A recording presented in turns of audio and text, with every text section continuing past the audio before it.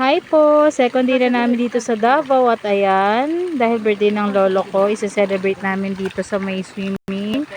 Ayan po, si Uging at si Jeffrey. Ayan po, kasama ang Rich Jill baby ko. Ando naman po yung isang bata.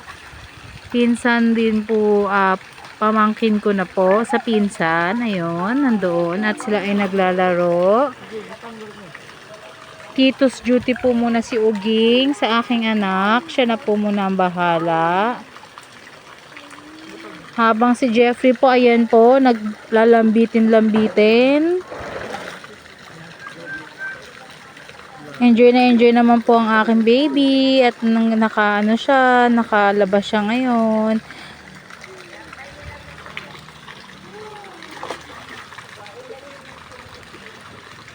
Siguro po mga 1 week kami dito sa Davao for bakasyon.